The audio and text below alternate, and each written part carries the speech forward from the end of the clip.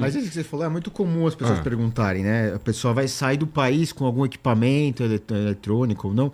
É você levar a nota mesmo, é o que você fez mesmo, né? Comprovar que você comprou no Brasil, aí não tem segredo, né? Você não vai ser tributado por um equipamento que você já comprou no Brasil. Então... Os dias de vocês são intensos lá? Muito. Assim, esses caras... Porque assim, você falou, pô, o cara chega de madrugada, não vê ninguém lá, provavelmente porque você não é o cara mais interessante desse voo, tem um outro cara. Todo voo tem um cara interessante? Sim. É? Sim. O nível de interessante varia de acordo com o voo. Às vezes uma pessoa... É igual uma conversa de bar. Às vezes uma pessoa muito interessante numa conversa que não está tão legal, pode ser uma, e tem voo que é mais interessante ainda. Mas todo voo tem passageiros interessantes, sem dúvida.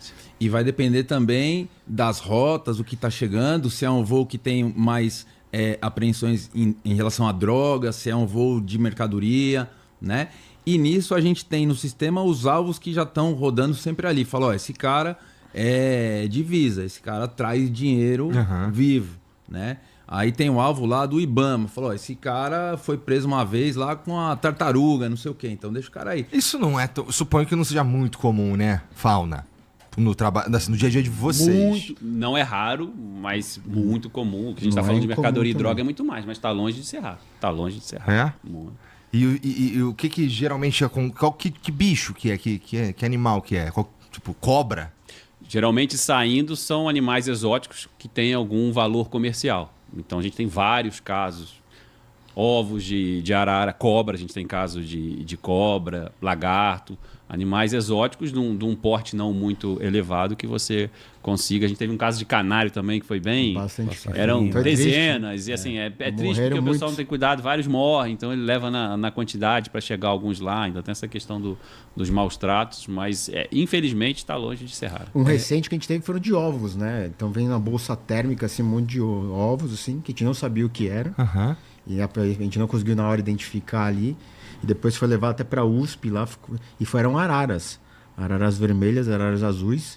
Acho que elas estão lá em Ubatuba hoje, né? É, no santuário, alguma elas coisa lá. nasceram Bem todas, legal, né? bem Foi interessante. bem legal, a história é bem legal. Os caras no Brasil nasceram todas, foram libertadas, estão na natureza hoje. Ah, que bom. Foi muito legal. História boa, então. E aí você vê a evolução dos caras também, né? Ele tem um mercado clandestino lá fora do país, na Ásia, sei lá. Nesse caso era a Ásia, de aves exóticas, né? A arara só tem aqui, arara azul vermelha, né? Agora, como é que o cara vai levar uma arara, né? Dentro do avião, na mala? Ou vai despachar na carga? Não, o cara vem aqui e consegue o ovo, né? E aí ele leva na maletinha térmica, ele leva 60 ovos, né? Então, é uma fortuna, E o prejuízo nosso de fauna, né? Quantas ONGs e trabalhos que você tem aí para salvar arara azul, arara vermelha, etc. Não só arara, mas uma série de outros animais. E o cara vindo de lá, extraindo aqui e levando embora, né? Então é uma situação complicada, né, cara? Muito, por causa de grana, né? Por causa de grana, a maioria das vezes é por causa de grana. Vocês devem trocar bastante ideia também com os mesmos, eu não sei se a Receita Federal dos outros países. Sim, a gente chama essa área de comércio exterior a gente chama de aduana. Tá. Então você, como se fosse todo mundo do mesmo clube. Isso, Entendi. bastante. Para dar uma contextualizada aqui, a gente olha assim, não aparenta, não dá nada, mas o Rodrigo e o Anderson são bastante conceituados em relação à atividade que eles desenvolvem. Então, assim, eles vão para vários lugares, dão treinamento e várias pessoas de outros países... Eu não sei se ele chamou vocês de feio, eu não entendi. Você olha assim, não dá nada. Falando que eles são novos, entendeu? Você acha que a pessoa ele é o delegado, tem né? experiência. A gente está acostumado. Não pareceu, mas foi um elogio. Eu tô brincando, tem o seu jeito cara. peculiar de elogiar. O ser humano é assim. A gente está acostumado. Mas foi um elogio. Entendi. Às vezes eu me comunico mal, entendeu? Sim, os caras, conceituados. São bastante conceituados. A gente entendeu. E, por exemplo, semana que vem a gente vai receber 2 dias uma delegação holandesa que trabalha com a aduana, que vem aqui para conhecer, trocar informações, experiências. O Anderson viaja o mundo inteiro dando treinamento. O Anderson dá treinamento para países da África, América Central, Ásia e por aí vai. O teu treinamento, a tua principal área, tu treina os caras em quê? Procurar droga? Análise de risco e identificação de droga. O Anderson é especialista em droga. Desde estudar a lista de passageiros, desde a entrevista, perfil, identificar a droga, né? Hoje é um desafio, talvez o maior desafio mundo afora, porque de repente o cara pega esse bonequinho aqui, para mim é um bonequinho de plástico, mas pode ser droga, entendeu? E ele não... Inclusive ele vai levar, tá? No Instagram, é bolo ou é um tênis? Pra ele é droga. Pode ser. E a maneira como o cara esconde isso, né? Então, por quê? Porque muitas vezes, e isso acontece, infelizmente para nós, né? Muitas vezes, de você fazer análise de risco e ter indícios e falar, pô, esse é o cara. Esse é o cara. E aí, de repente, o colega vai, abre a mala, faz a revista e tal, e fala, não achei. Né? E às vezes ele pegou o negócio, tá dentro dessa espuma aqui a droga. Aí o cara pegou, olhou tal, e beleza, né? De repente você fala, perfil cocaína. Aí o cara tá procurando aquele pó branco. E isso é coisa do passado, entendeu? Ou tá na garrafa, né? Ou tá na garrafa. Então, assim, vai muito da identificação da droga, né? E modus operandi, como é que os caras costumam esconder as rotas e tudo mais. E assim, de 2014 a 2018, o aeroporto de Guarulhos foi o que mais apreendeu droga no mundo.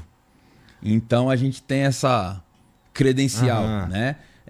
E principalmente porque a rota principal do tráfico específico de cocaína é saindo aqui do Brasil, né? Pelos países produtores que a gente tem vizinhos e o mundo inteiro consumindo. Então, o cara que está apreendendo a droga lá na Europa, né? Essa droga saiu daqui, a gente já conhece como é que ela sai, né? Então, esse intercâmbio, para o cara saber, é diferente, funciona assim, dessa maneira e tudo mais. E a gente acaba aprendendo em relação à droga sintética que vem de lá, né? Que também é complicado. E majoritariamente ela vai nas cargas?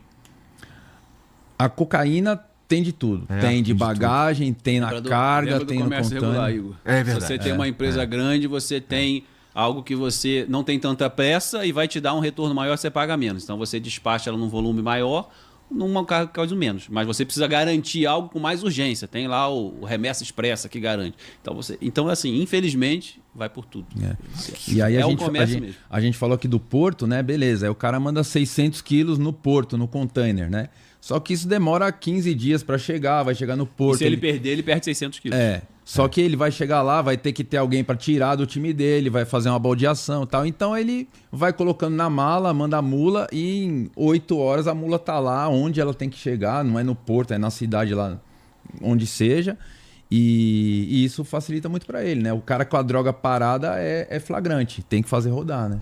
E o Brasil hoje tem intercâmbio com vários países, então tem essa troca de informação com vários países. Então os países mandam informação para nós e a gente manda informação para outros países. Todo mundo tem mais ou menos o mesmo nível de tecnologia, funciona mais ou menos com a mesma? Não. A gente está fácil entre os 5 primeiros do mundo. Todos os países em termos de... A gente recebe muita visita aqui, é impressionante como o pessoal gosta aqui e fica impressionado mesmo com a nossa tecnologia, com o nosso sistema. A gente tem reconhecimento facial que pouquíssimos países têm.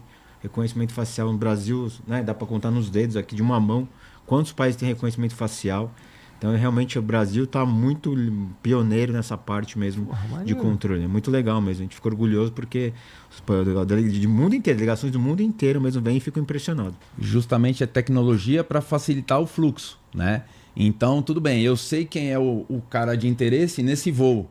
Né? Então eu tenho o nome dele lá, mas quem é o cara no meio dessas 3 mil pessoas que estão desembarcando nessa hora, né?